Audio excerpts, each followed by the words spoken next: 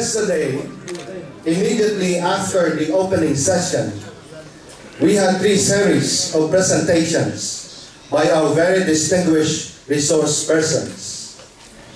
One of them was Brother Andre Lanfray, a renowned researcher in Marist history.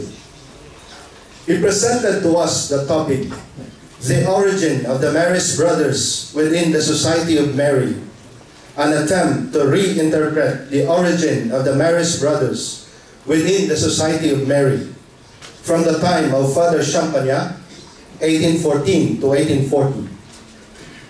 Today, the second part of his presentation, that is, he's going to talk to us about the same subject in different times, that is under the leadership of Father Colin, 1840 to 1852, as well as the affirmation of our own identity in the face of pontifical authority and the Marist Fathers, 1852 to 1863. I cannot steal more of his time with us, as he is a valued resource person. So fellow Marists, without further ado, I have the honor to present to you again our first presenter this morning, Frère Andre Lanfray. A round of applause. Donc, je commence avec la seconde partie de ma présentation. Donc, après Champagnat, 1840.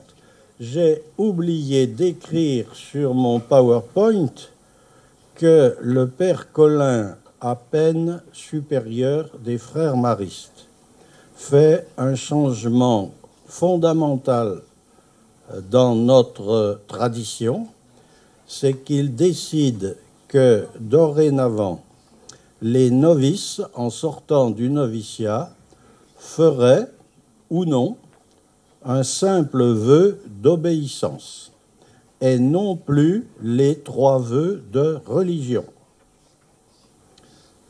Pourquoi fait-il cela? Parce qu'il a constaté que sur le plan moral, bien des frères n'étaient pas au niveau qu'il aurait voulu pour des religieux. Notamment, je pense, en matière de chasteté. Et en plus, le père Colin considère que les frères ne peuvent pas être véritablement des religieux. Il a toujours considéré les frères comme une sorte de tiers-ordre.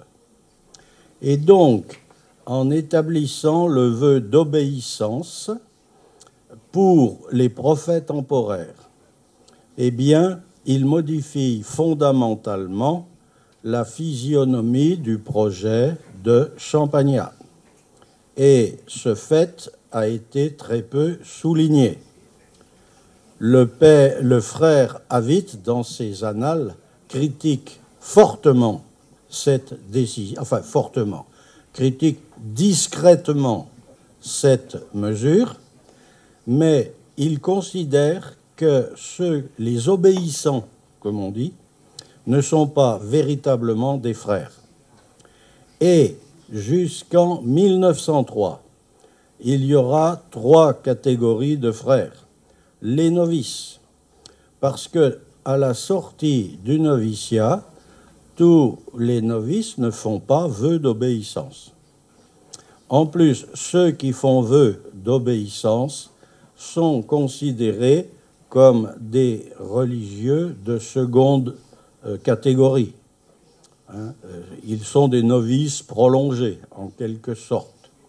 Et on ne devient véritablement un frère mariste que lorsqu'on a prononcé les 3 vœux. Donc là, il faut avoir bien conscience de cela, parce que de 1840 à 1903, quand nous acceptons les constitutions romaines, nous sommes dans une organisation, en quelque sorte, qui comporte essentiellement des auxiliaires et des prophètes. Il n'y a plus véritablement de prophètes temporaires. Et ça, c'est un acte fondamental du père Colin. Alors, la première question que j'évoque maintenant, c'est, après la mort du père Champagnat, quelle unité?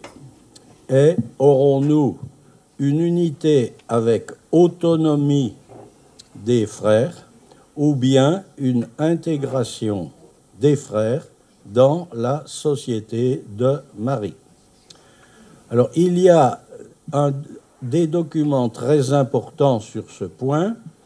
C'est la démarche faite au chapitre des Pères maristes en 1842 par le frère Louis-Marie et par le frère Jean-Baptiste pour demander que les frères soient intégrés complètement à la société de Marie sous un seul supérieur, le père Colin. Et le père Colin étant d'accord, le chapitre des Pères maristes accède à leur demande. Mais le frère François n'est pas présent. Et je m'interroge sur la signification de l'absence du frère François, qui me paraît indiquer qu'il y a un certain désaccord entre le directeur général et ses deux assistants. Donc, mon hypothèse est que, à l'intérieur de l'équipe dirigeante des frères, il n'y avait pas d'unité sur ce point. Mais le père Colin va partir à Rome avec l'idée, à laquelle il ne tient probablement pas beaucoup, avec l'idée de faire une seule société comprenant père et frère. Et à Rome, on va lui dire, il n'en est pas question. Donc, pas d'unité frère-père. Le père Colin va donc revenir de Rome et au second chapitre des Pères maristes en 1845, le chapitre, connaissant le désir du père Colin, va décider que le père Colin ne pourrait pas être supérieur général des pères et des frères. Ce qui signifie qu'une question de l'unité par intégration des frères avec les pères, ça ne marchera pas. Dorénavant, le projet, c'est une indépendance des frères, mais bien sûr, cette indépendance n'est pas possible dans l'immédiat parce que les frères maristes n'ont aucun statut civil. Ils ne sont pas reconnus par l'État français. Ils n'ont pas de statut canonique. Ils ne sont pas reconnus par Rome. Ils ont donc absolument besoin de la tutelle des pères maristes qui, eux, sont reconnus par Rome. Bien. Mais on peut dire que les frères ne perdent pas leur temps pour se constituer en héritiers de Champagnat. Dès le lendemain de la mort de Champagnat, eh bien, le frère François demande aux frères de réunir tous les documents qu'ils ont sur le père Champagnat. Les lettres, les notes qu'ils ont prises pendant les instructions et conférences du père Champagnat, enfin, les souvenirs qu'ils ont, bref, constituer un corpus mémoriel. Et c'est le frère François, je l'ai peut-être déjà dit, donc qui demande cela d'abord. Ce n'est pas le frère Jean-Baptiste. Et puis, après, le frère Jean-Baptiste prend le dossier en main, mais il n'est pas le seul, parce que aujourd'hui, nous avons des recueils d'instructions par le frère Jean-Baptiste et par le frère François, qui sont extrêmement importants en quantité, si je peux dire.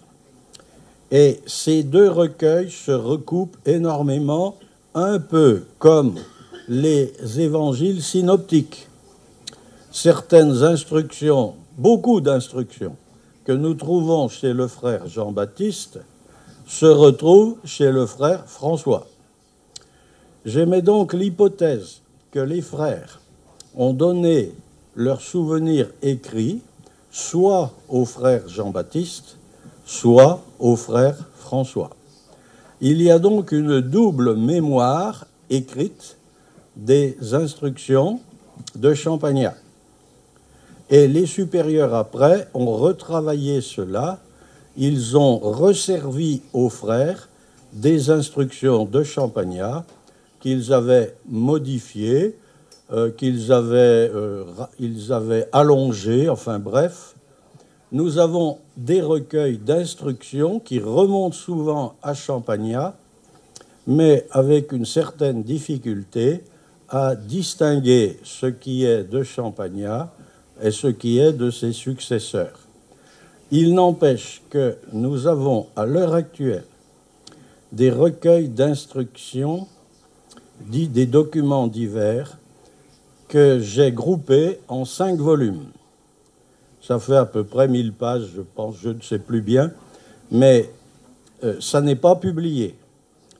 Mais j'en ai une version informatisée, si vous êtes intéressé. Et si vous savez lire le dialecte ancien, eh bien, vous pouvez me demander, je vous donnerai ces instructions qui pourront... Je les ai classées, j'ai fait une introduction, c'est assez élaboré, mais ce n'est pas très connu parce que cela mériterait des études approfondies que j'ai seulement commencées. Mais je propose que d'autres fassent comme moi. Il y a du travail pour tout le monde. Alors, j'en profite aussi pour dire que le frère Jean-Baptiste a eu tendance, étant un homme assez extraverti, a eu tendance à se mettre en avant comme l'héritier de la mémoire de Champagnat. Il l'a été d'ailleurs. Mais le frère François, quand on lit ses notes, quand on lit les instructions recueillies, est tout autant l'héritier de Champagnat. Donc, il faudrait rééquilibrer, je pense, la mémoire de Champagnat en accordant un peu moins au frère Jean-Baptiste et nettement plus au frère François. Donc, nous avons des supérieurs qui ont eu la préoccupation de se constituer un corpus doctrinal inspiré du fondateur qui permettra ensuite de faire des constitutions, de faire des règles communes, de faire un guide des écoles. Donc, en somme, à partir de 1842 à peu près, jusque vers 1851, il y a un énorme travail de recueil des sources sur le fondateur, dont on ne parle jamais en tant que fondateur, puisque le père Colin est toujours supérieur. Autre aspect de notre histoire à ce moment-là, c'est l'extension très rapide des frères maristes. Parce que les frères maristes ont cet avantage sur les autres congrégations de frères de bénéficier d'un fondement mystique. On dit les frères maristes, on ne dit pas les frères de l'instruction chrétienne. On ne dit pas frères de la doctrine chrétienne. C'est-à-dire que les frères maristes ne se définissent pas par leur fonction, ils se définissent par une mystique. Et c'est fondamental et c'est, je pense, l'une des sources de leur succès. Le frère mariste, ce n'est pas un instituteur, c'est quelqu'un qui partage un projet mystique, un projet ecclésiologique même, et donc Champagnat saura garder beaucoup de disciples parce qu'il leur offre plus qu'une fonction. Et c'est l'une des raisons pour lesquelles les frères maristes annexent les frères de l'instruction chrétienne de Valence à Saint-Paul, Trois-Châteaux, qui sont des frères manquant de, de fondement. Et on va annexer de même les frères de Viviers. Et dans cette double annexion, le père Colin joue un rôle considérable parce que pour les évêques qui vont négocier l'annexion, alors on ne dit pas l'annexion à l'époque, on dit l'union, mais c'est en fait une annexion, qui vont négocier, il y a besoin d'avoir un supérieur ecclésiastique. Donc, par l'intermédiaire du père Colin, eh bien, nous avons annexé les frères de Saint-Paul, Trois-Châteaux et de Viviers. Et il faut souligner quelque chose qui est très important, ces annexions ont réussi. Parce qu'en général, quand il y a fusion de deux congrégations, 2 fois sur 3, la fusion échoue. Parce que ceux qui sont annexés, en quelque sorte, disent « Eh bien non, ça ne va pas, il y a toutes sortes de raisons ». Là, les frères maristes ont annexé sans trop de difficultés, il y en a eu, hein, sans trop de difficultés, les provinces de Saint-Paul et Viviers. Et là, le frère Jean-Baptiste va jouer un rôle considérable comme assistant, littéralement un proconsul mariste des provinces du Sud, des provinces du Midi, comme on dit. Et le frère Jean-Baptiste sera très ferme avec les ecclésiastiques qui auraient bien voulu des frères comme instituteurs pour leur paroisse. Et il dit non, les frères, ils ont leur propre logique, hein, ils vivent en communauté. Bon, je passe. Alors, il y a un autre problème qui est un vrai problème, c'est la direction de conscience. Je crois que j'ai soulevé le problème, mais qu'il faudrait le retravailler. Il ne faut pas oublier que tant que le père Champagnat est vivant, il est prêtre, il confesse les frères, il exerce la direction de conscience. Et dans les maisons de noviciat, eh bien, il y a des pères maristes, le père Matricon, le père Besson, par exemple, qui sont des pères maristes, mais très très liés à l'Ermitage. Ce sont presque des frères maristes. Hein, le père Matricon passera toute sa vie avec les frères maristes, et même à la fin, il ne pourra plus dire la messe, parce qu'il a tellement peur de ne manquer à un texte, de manquer au rite, qu'il recommence sans cesse et que sa messe dure beaucoup trop longtemps. Donc il y a là quelque chose d'intéressant. On trouve ça chez certains prêtres.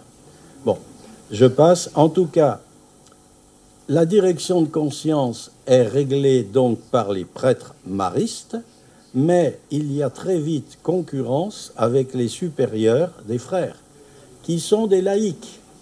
Donc le frère François, le frère Jean-Baptiste, le frère Louis-Marie, eh bien, ils demandent aux frères de leur écrire régulièrement pour rendre compte de leurs fonctions, mais aussi de leur conscience. Au fort externe, par rapport à la règle, bon, mais aussi au fort interne des problèmes de conscience qui, ordinairement, relèvent de la confession. Et les pères maristes, qui sont confesseurs, ils disent « Mais attendez, la confession, c'est notre monopole. La confession est en même temps une direction de conscience. Vous n'êtes pas qualifié pour exercer la direction de conscience, notamment au fort interne.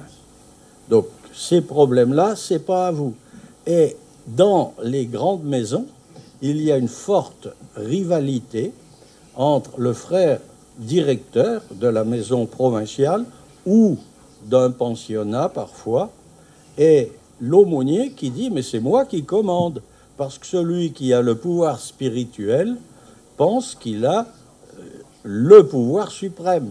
Et le directeur lui répond « non, pas du tout, c'est moi qui ai le pouvoir spirituel dans ma, dans ma fonction ». C'est-à-dire, en gros, la compétence charismatique entre en conflit avec la compétence, qu'on pourrait dire, sacerdotale, institutionnelle. Pour aller vite, je dirais que les frères suivent la tradition monastique des pères des déserts. Entre parenthèses, la vie des pères des déserts d'Orient est très lue chez les frères. Beaucoup de frères ont des noms de moines d'Orient. Pensez que Dorothée est Dorothée de Gaza et qu'il est célèbre parce qu'il a été un abbé, grand directeur de conscience. Et le frère François tient grand compte de Dorothée de Gaza.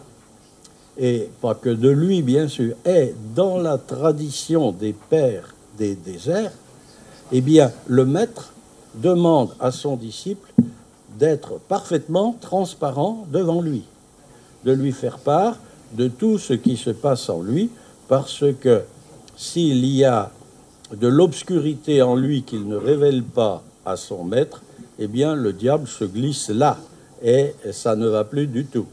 Bref, il y a le choc de deux traditions, l'une qui est laïcale et monastique, l'autre qui est sacerdotale et qui relèverait plutôt du Concile de Trente.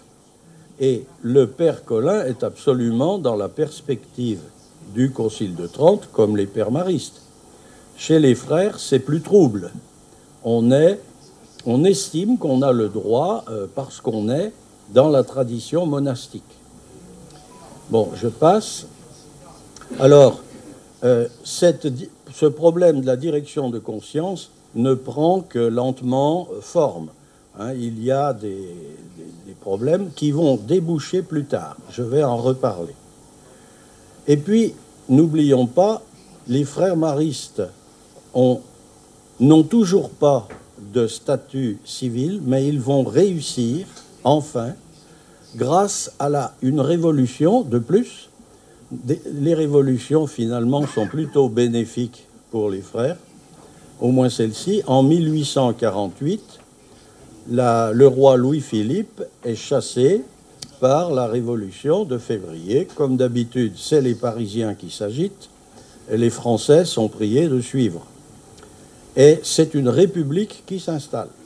Alors, en principe, dans le monde religieux, la république, ça évoque tout de suite la Révolution française. Mais, alors il y a un temps de trouble qui fait très peur. Mais après quelques mois, les troubles se calment. Notamment, il y a une grande révolte ouvrière qui est durement matée. L'ordre revient. Et c'est une république conservatrice. Et cette république conservatrice, son analyse, c'est, c'est parce qu'il y a eu une politique libérale, en gros une politique de gauche, une politique de rouge, il y a eu la révolution. Donc la révolution est un grand danger et il faut revenir à une société pacifiée, notamment en favorisant un enseignement chrétien dans les écoles. Les congrégations ont donc, on pourrait dire, la faveur du pouvoir. Et en 1850 paraît la loi Fallou, qui redonne à l'enseignement religieux beaucoup d'importance et qui reconnaît et qui brise le monopole de l'enseignement secondaire. Et le frère François et le frère Louis-Marie auront l'intelligence d'intervenir auprès des autorités pour se faire enfin reconnaître légalement. C'est un grand succès et qui n'a pas été facile du tout. Donc c'est le grand succès, on pourrait dire, du généralat du frère François, qu'on a beaucoup oublié, mais qui est vraiment... Il a réussi là où le père Champagnat avait échoué. Bon. Donc, j'imagine que pour les frères, c'est une source de prestige, enfin, pour le frère François, c'est une source de prestige. Alors, après ça, comme nous avons un statut civil, nous pouvons prendre notre indépendance. Et les supérieurs décident de tenir un grand chapitre législatif en 1852, 53, 54. Et ce chapitre législatif donc va établir les règles communes, le guide des écoles, les règles du gouvernement, en 3 années différentes. Et dans ce chapitre, le frère Louis-Marie et le frère Jean-Baptiste vont jouer un rôle considérable. Il me semble que le frère François a joué un rôle, enfin son autorité ne s'est pas révélée à la hauteur. Il faut dire aussi que, au début du chapitre, le père Colin fait une déclaration aux frères en disant « Voilà, mon rôle est terminé. Mes frères, maintenant, il faut vous gouverner vous-même. » Et le père Colin s'en va. Mais apparemment, le chapitre n'a pas été sous le contrôle d'une autorité ecclésiastique qui, normalement, aurait dû être nommée par l'archevêque de Lyon, le cardinal de Bonald. Et je pense que les supérieurs ont manqué d'expérience et puis ils ont manqué d'un arbitre pour régler les problèmes de contestation. Je ne comprends pas bien pourquoi le père Colin est parti si vite. Ce sont des questions qu'il faudrait reprendre. Je n'ai pas de solution pour tout. Il n'en demeure pas moins qu'il y a eu un chapitre très difficile. Notamment, il ne faut pas oublier l'importance des frères anciens. Les frères anciens, à cette époque, ce sont les frères qui ont connu le père Champagnat, qui sont entrés dans l'Institut avant 1840. Ces frères anciens constituent une espèce d'autorité morale. Ce sont les anciens. Et les supérieurs vont se heurter à pas mal de frères anciens. Alors il y en a qui seront prêts à tout accepter, pas d'autres. Donc il y aura une espèce de malaise avec des protestations de frères anciens qui disent « Mais attendez, on veut nous ramener à la règle des années 1825. » C'est-à-dire que... Alors il y a un bel exemple, c'est l'usage des montres. C'est le frère Avit qui raconte. Les supérieurs veulent faire décider l'abolition de l'usage des montres. Hein. Et, alors, elles ne sont pas encore... Elles sont, hein, et on dit, voilà, les frères n'auront plus de montres. Alors le frère avait dit, d'accord, mais à ce moment-là, quand les frères partent en promenade, hein, quand ils sont 3, il faut qu'il y en ait un qui prenne l'horloge de la communauté sur son dos. Comme ça, ils sauront l'heure et ils pourront revenir à temps. Alors évidemment, il a fait rire tout le monde et il a tué la proposition qui était celle des supérieurs. Alors ça me paraît assez symbolique d'une volonté du frère François, du frère Louis-Marie et du frère Jean-Baptiste de revenir aux origines. Et en même temps, les 3 mêmes veulent établir un vœu de stabilité. Mais on dit, il n'y a jamais eu de vœu de stabilité chez nous. Vous faites des choses nouvelles. Alors ils ont sorti un texte dans lequel Champagnat avait projeté un vœu de stabilité, mais bon, les frères n'y croyaient pas bien, quoi. Donc le vœu de stabilité a posé problème, et on peut dire que ce chapitre, il est ambivalent, parce que effectivement, l'Institut a établi sa législation, mais en même temps, il y a eu un très grand malaise entre les anciens et les supérieurs, le frère François faisant principalement les frères de ce malaise. Parce que le prestige du frère Jean-Baptiste en est sorti renversé, pas renversé, au contraire confirmé, étant donné que très vite, il va sortir la biographie du fondateur. Et puis, il a fait figure de grand législateur pendant le chapitre. Le frère Louis-Marie, c'est celui qui va tenir fermement le chapitre. Hein, il ne faut pas oublier qu'il y a deux... Il tient la province centrale. La plupart des frères sont... Lui, il est assistant du centre. Il tient la plupart des frères, si je peux dire. Et donc, il fait preuve d'autorité. Alors que le frère François n'a pas... il a la province du Nord, qui est toute petite. Bon, passons. En tout cas, les deux assistants, donc leur prestige est maintenu pour le moins. Et puis, le frère Louis-Marie fait construire Saint-Genis-Laval. Alors, Saint-Genis-Laval, c'est un monument. Hein, c'est la gloire de l'Institut. Et le frère Louis-Marie est l'homme de la construction de Saint-Genis-Laval.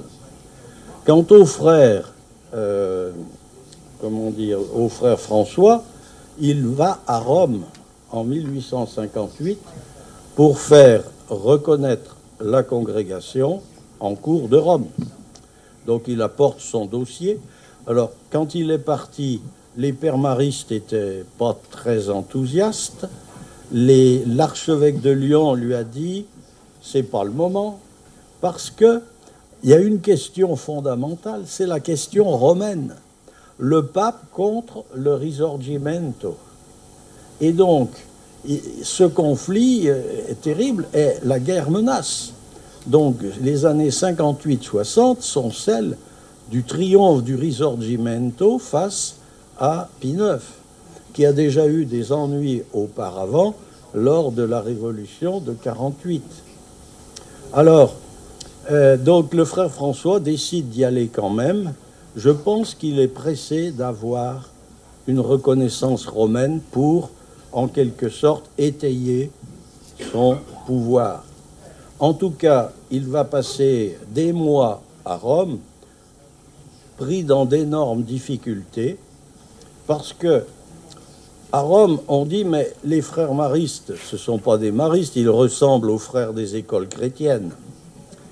Et les milieux ultramontains voudraient bien faire des frères maristes les auxiliaires des frères des écoles chrétiennes.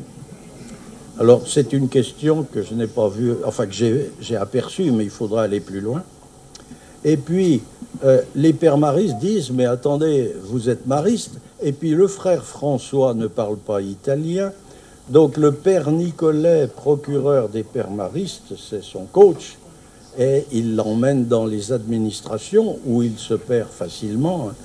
Et donc le frère François parvient à déposer son dossier, mais apparemment il n'a pas fait la preuve qu'il était capable de gouverner une congrégation qui avait déjà près de 2000 personnes, 2000 disciples. Donc il laisse il repart très optimiste, mais à Rome, on est bien décidé à remettre de l'ordre.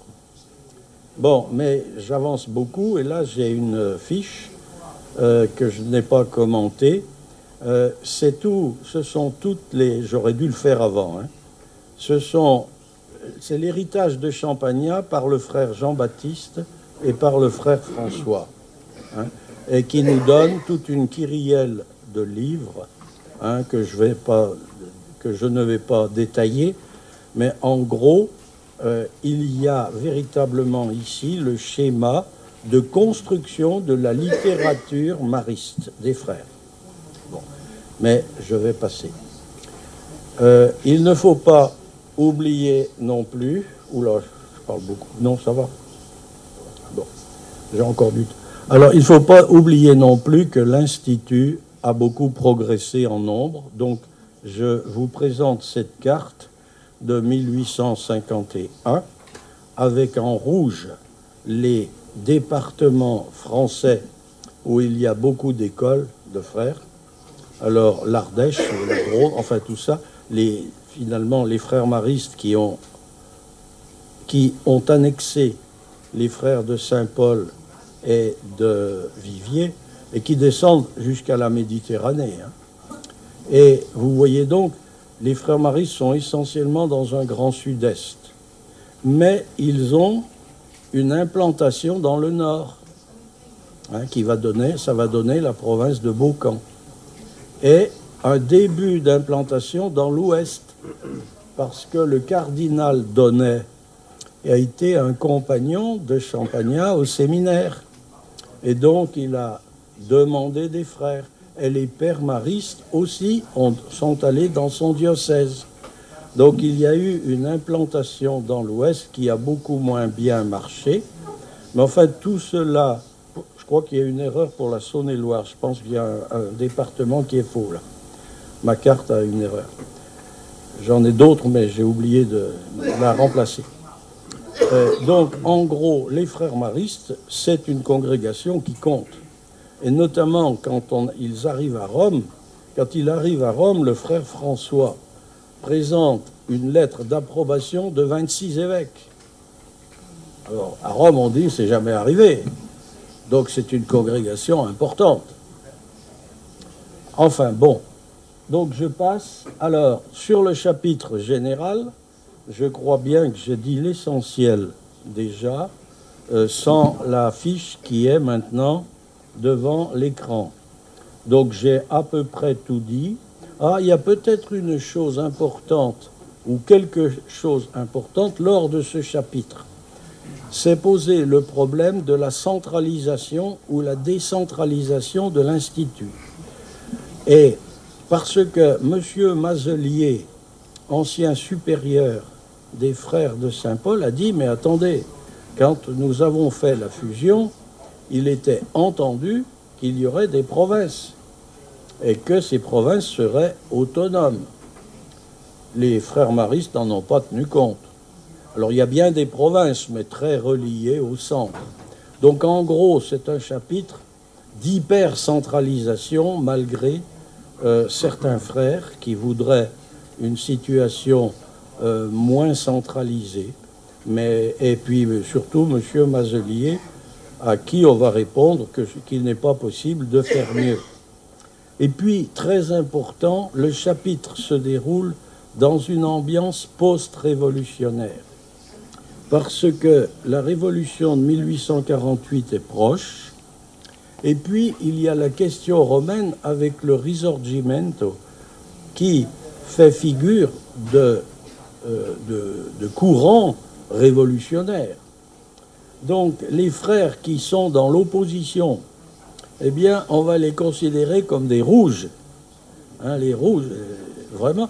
Le frère Avite, lisez ses explications. Il a tenté parfois de s'opposer, mais après, il a été mis en pénitence. On lui a enlevé sa fonction de visiteur et il est allé comme directeur en Saône-et-Loire. Je ne me souviens plus de l'endroit, bon, peu importe, avec un pensionnat très difficile à diriger, parce que on voulait lui montrer que son opposition n'avait pas été appréciée. Et il a perdu, il aurait pu se faire élire assistant, et il a perdu sa capacité dans ce domaine à cause de sa franchise. Il l'explique en termes diplomatiques dans ses annales. Bon, alors, donc l'autorité affaiblie du frère François, j'ai dit l'essentiel. Alors, on aboutit à une nouvelle phase, ou plutôt, je focalise l'attention sur les relations entre le père Favre, Rome, et le frère François. Parce que, en 1854, le père Colin a démissionné. Donc, je ne suis plus supérieur, je lègue toute l'autorité à mon successeur. Il est entendu que je vais finir d'écrire les constitutions. Mais le père Colin ne fera rien de cela. Il n'achève pas les constitutions. D'abord, il est très âgé, il a des problèmes de santé, et il va très très vite revenir dans le jeu des pères maristes. Alors le père Favre, lui, eh bien, il veut justement stabiliser le corps des pères maristes et il écrit avec ses assistants des constitutions qu'il présente à Rome. Et à Rome, il rencontre Monseigneur Chaillot, qui est un Français, mais plus romain que les Romains, plus ultramontain que les ultramontains.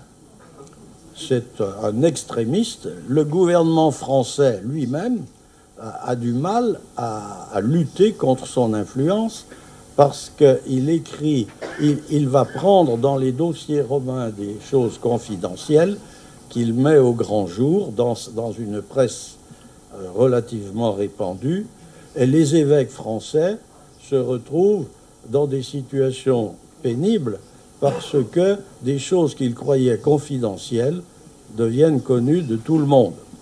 Donc ce Monseigneur Chaillot joue un rôle très trouble, et c'est un ami du frère François, et je dirais, il y a toute une mafia, ultramontaine française à Rome, qui joue une politique soutenue par un journal qu'on appelle l'Univers.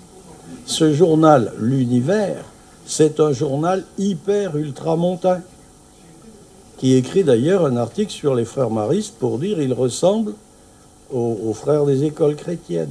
Donc le frère François se retrouve face à tout ça. En plus, une lettre du frère Marie Jubin, secrétaire de l'Institut, demandée au frère Antonio Estaún, c'est lui qui l'a vu à Rome en dernier. Et cette lettre, elle dénonce les conditions dans lesquelles s'est fait le chapitre de 52-54. Alors il dénonce tout ça. Bon, à Rome, on dit, bon, on va envoyer une lettre au nonce pour qu'il fasse une enquête. Donc ça va au nonce, le nonce écrit à l'archevêque de Lyon écrit à qui? Au frère qui est supérieur à ce moment-là, c'est-à-dire le frère Louis-Marie, qui est revenu de Rome. Et le frère Louis-Marie, il dit, ben non, c'est pas vrai, tout ça, bon, et ça remonte. Alors le frère François attend des semaines et des mois, et il a laissé un carnet de ses écrits, parce qu'il avait largement le temps d'écrire. Il attendait toujours. Bon. Et finalement, donc dans tout ça, on va arriver à un père Favre qui lui-même vient à Rome pour ses affaires et qui rencontre le cardinal de Bonald et qui lui dit, vous savez, les frères maristes, ils ne sont pas capables de se gouverner eux-mêmes. Leurs supérieurs sont gentils, sont bien, mais il leur manque la capacité, quoi. Et il persuade le cardinal de Bonald d'écrire à la congrégation des religieux pour dire, bien, il faut les remettre sous la tutelle des pères maristes.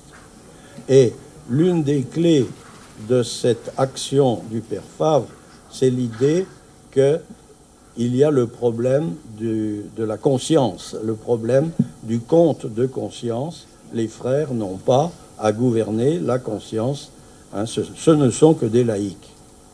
Et Rome va tenir compte de cela, et le frère François rentré en France, eh bien, il va attendre longtemps une reconnaissance provisoire. Hein, c'est ce qui se fait, vous avez déposé des constitutions, on vous fait une reconnaissance provisoire, et puis vous allez faire les modifications d'après nos directives. Mais à Rome, quand on renvoie la lettre, on dit les frères maristes, d'accord, nous louons cette congrégation, mais le supérieur général des pères maristes et l'archevêque de Lyon sont priés de faire de nouvelles constitutions qu'ils présenteront au chapitre général des frères. Rien n'est dit sur le frère François. Ce qui veut dire que le supérieur général des frères n'est pas reconnu par Rome. Et que font les frères? Eh bien, le conseil de l'Institut décide une démission du frère François en disant il est malade. Le coup de la maladie a beaucoup servi en politique, hein, quand quelqu'un... Bon. Donc, une fois de plus, c'est jamais faux. On est toujours malade. Mais ce n'est pas la raison essentielle.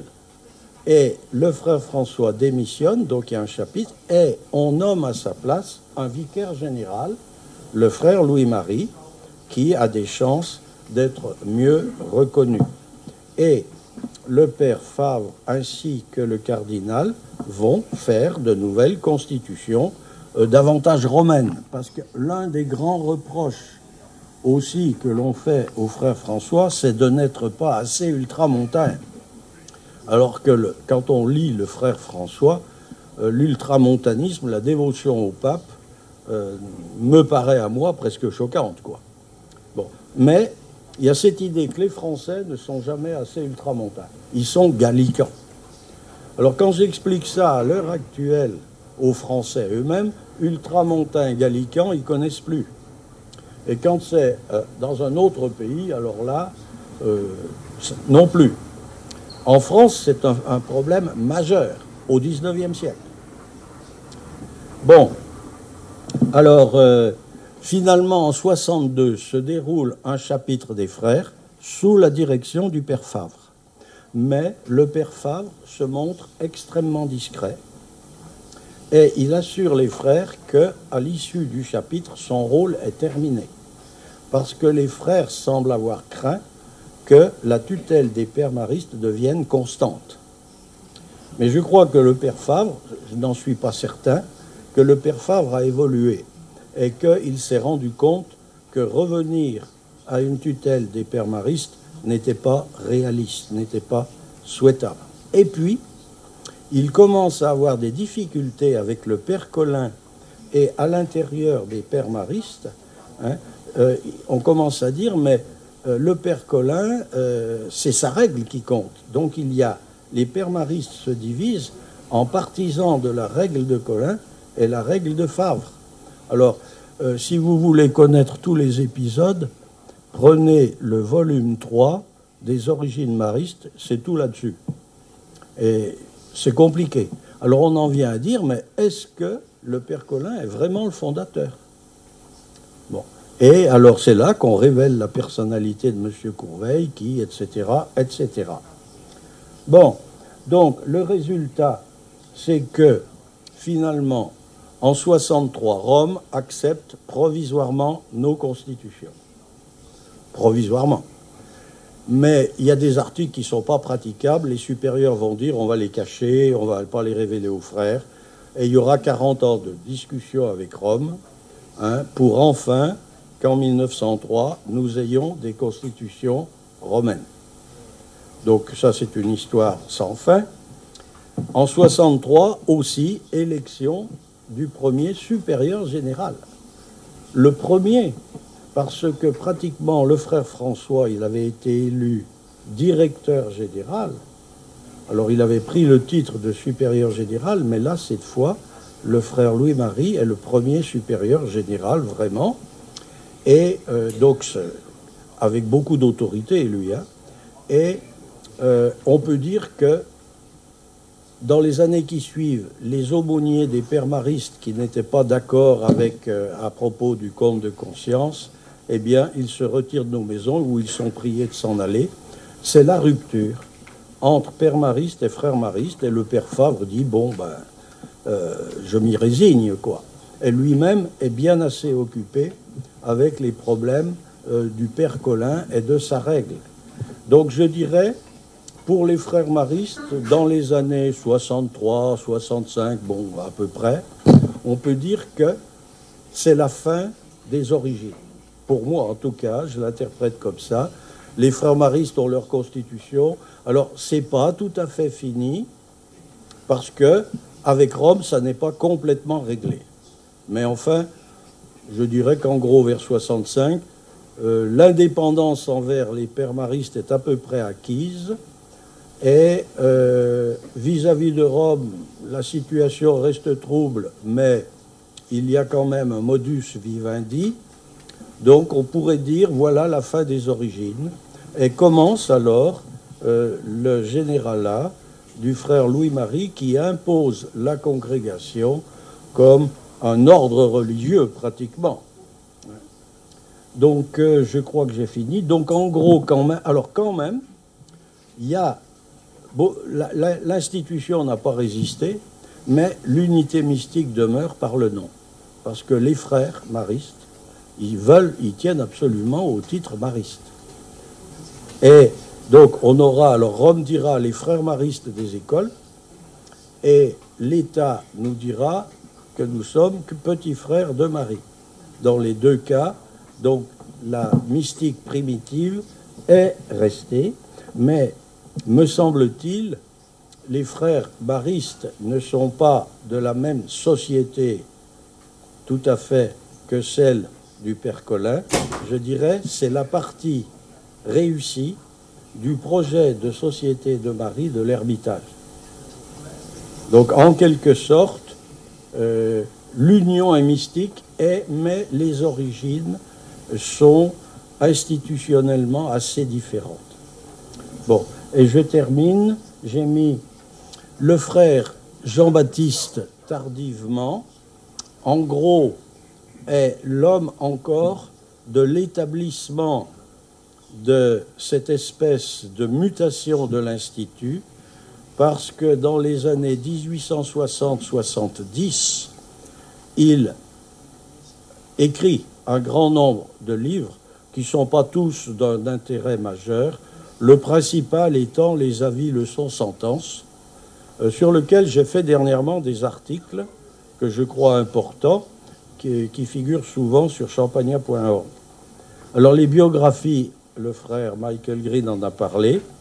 Il y a le bon supérieur. J'aurais voulu qu'on en parle comme d'un modèle de leadership serviteur et prophétique. Ça m'aurait paru intéressant, mais peut-être pourrons-nous, dans quelque temps, dire quelque chose là-dessus. Bon, alors, le frère Jean-Baptiste a fait des méditations, entre parenthèses. Le frère Jean-Baptiste est beaucoup plus christologique que Marial. Mais c'est une christologie du Christ souffrant. Lui-même est un grand souffrant. Et je crois que sa spiritualité, elle est une spiritualité fondamentalement de la passion. Vis-à-vis de Marie, évidemment, il a une dévotion mariale, mais pas beaucoup plus. Alors, mes conclusions. Donc, je dirais, les frères maristes sont une tradition mariste autonome et pas indépendante, hein, vous faites la différence. Ils sont les héritiers de Champagnat, bien sûr, du projet mariste, car sans le projet mariste, le projet de Champagnat aurait-il marché? Je crois que Champagnat a eu vivement conscience que le projet mariste apportait à son projet personnel une dimension fondamentale, mais aussi de leur propre conscience associative. N'oublions pas que pour les frères, la fondation n'est pas au séminaire en 1816 avec le formulaire. Elle est en 1817, le 2 janvier, quand les deux premiers disciples se réunissent à Lavala. Et c'est pourquoi, entre Champagnat et les frères, il y a une dissociation. Pour Champagnat, la vraie fondation, c'est pas Lavala. Il vend la maison de Lavala.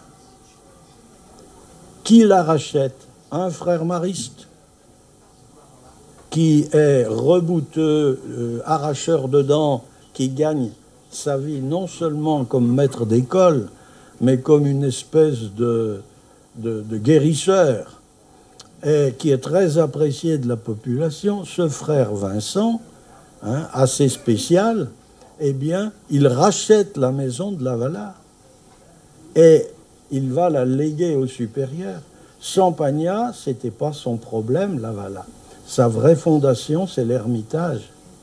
Donc, il faut voir que l'interprétation de la fondation des frères, c'est pas seulement Champagnat, c'est aussi les disciples.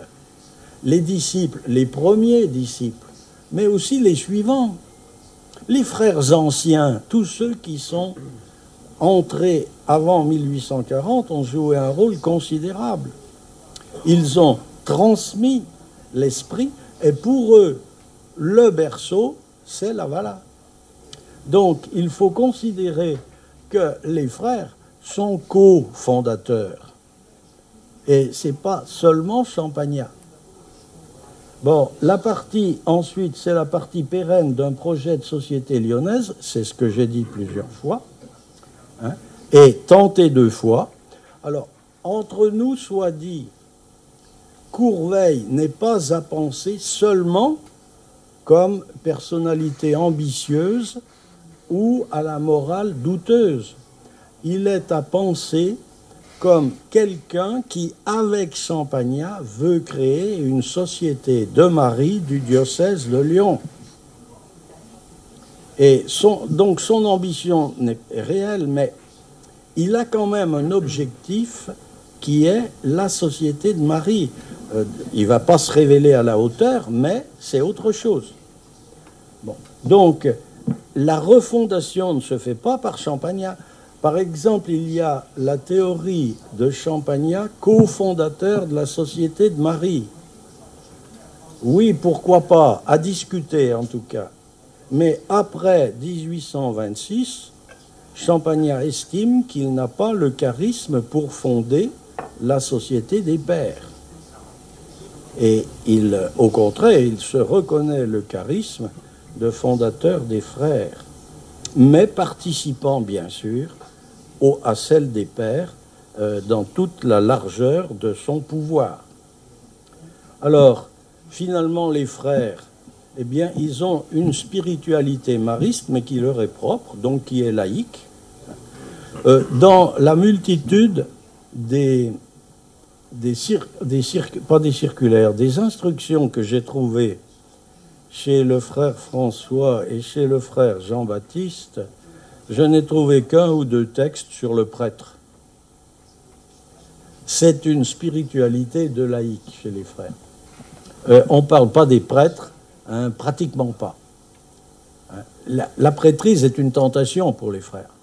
Et donc, c'est une spiritualité très laïque, fondée bien sûr sur l'école, mais pas que l'école. Elle est apostolique, alors ça n'a l'air de rien. La notion de ministère. Pour le père Colin, l'école, bon, c'est banal.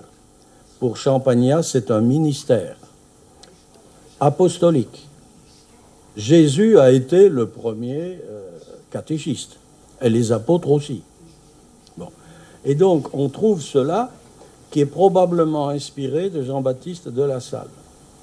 Et ça, c'est vraiment une dimension très, très importante qu'il faudrait travailler à nouveau. Et puis, c'est quand même une spiritualité monastique. Alors, pour de toutes sortes de raisons, c'est aussi une contradiction avec la fonction des frères, mais il faut bien se dire, l'Ermitage, c'est un monastère. Alors, le frère François, à ce niveau, va représenter la branche monastique de l'Institut de la façon la plus grande. Donc, voilà. Je crois, j'ai quelques questions à poser, mais ce n'est pas la peine, des questions ouvertes, je laisse tomber. Et j'ai terminé cette fois l'ensemble de mon intervention. Je vous remercie. Me interesa si su opinión coincide en con la respuesta oficial que se da a la renuncia del hermano Francisco, o tiene una opinión propia sobre los motivos de esta renuncia. Y también me interesa si nos ha contado que el hermano Francisco perdió su autoridad, pero no nos ha contado por qué el hermano Francisco pierde su autoridad en favor del hermano Juan Bautista y Luis María. C'est bon, là? Non? Le père Favre, le cardinal de Bonald, le frère Marinigier, le milieu romain. Donc il avait contre lui tous ceux devaient répondre à sa demande de reconnaissance et qui ont jugé qu'il n'était pas l'homme qu'il fallait à la tête des frères maristes. Et puis, il y avait aussi le problème fondamental, est-ce que des frères, des laïcs, peuvent se gouverner seuls? hacerte 3 preguntas. Número 1, entendí que el hermano Francisco sería como el biógrafo natural del padre Champagnat. Sin embargo, lo hace el hermano Juan Bautista, quizás por el nombramiento de superior general del hermano Francisco. Número 1. Número 2, las memorias del hermano Silvestre, aunque usted no hizo referencia a esto, podrían considerarse un poco de reacción ante el tono quizás místico o muy moralista de Furet, ya que las memorias de Silvestre tienen otro tono, de anécdotas, de un Champagnat muy alegre. Y por último, la tercera pregunta, esa fusión, usted se refirió a que las fusiones no siempre tenían éxito, solo 2 de 3. La fusión con los hermanos de Saint Paul Trois Châteaux tardó más de 10 años. ¿Se puede entrever o pensar que había dificultades en esta fusión que normalmente históricamente pues, se ha presentado como tan sencilla y fácil? La question, quand j'ai entendu la troisième, je ne me souvenais plus très bien de la première. Bon, je pense, alors vous voyez, quand on parle en 1 heure, on est obligé de schématiser. Bon, par exemple, ce que j'ai voulu dire à propos du frère Jean-Baptiste et du frère François, c'est que on a privilégié la tradition du frère Jean-Baptiste, qui a été écrite, qui est devenue une littérature, mais la tradition du frère François, elle existe, mais elle est restée inconnue et cachée. Et maintenant, nous pouvons la révéler, et cela nous permet de dire la mémoire de l'Institut n'est pas tout à fait celle que nous avons connue jusqu'à maintenant. Le frère François a joué un rôle, d'ailleurs, il a aussi joué ce rôle dans ses circulaires, dans ses lettres. Je n'ai pas parlé beaucoup des lettres, donc le frère François a transmis une bonne partie de la mémoire, mais il n'a pas donné une littérature systématique comme le frère Jean-Baptiste. Bon, ça c'était la première question, donc la deuxième, je me souviens plus très bien. Alors, le frère Sylvestre, en fait, ses mémoires, c'est parce que quand il est question de faire le procès de béatification de Champagnat, vous savez qu'il faut toujours faire une biographie canonique, en article. Hein, il y a une formule toujours la même. Bon, il est vrai que... Bon. Et les supérieurs se sont heurtés à ce moment-là à une opinion des frères qui disait, vous savez, la biographie du père Champagnat par le frère Jean-Baptiste, bon, il a dit un peu ce qu'il voulait. C'est le père Champagnat d'après le frère Jean-Baptiste. Donc il y avait un certain scepticisme des frères envers la biographie officielle. Et les supérieurs avaient besoin de frères qui disent non, ce n'est pas vrai, c'est une histoire vraie. C'est comme la Bible, quoi. Ça vient d'eux. Bon. C'est incontestable. Et ils ont demandé à des frères anciens, qui étaient devenus rares, d'écrire des choses pour confirmer ce point de vue que la biographie par le frère Jean-Baptiste était vraie. Et il faut comprendre le frère Sylvestre comme une réponse à la demande des supérieurs. Et son texte a une certaine autonomie, mais il a un objectif précis, c'est celui-là. Et bon, voilà, je crois qu'on peut arrêter là. Et puis la troisième, je ne me souviens plus.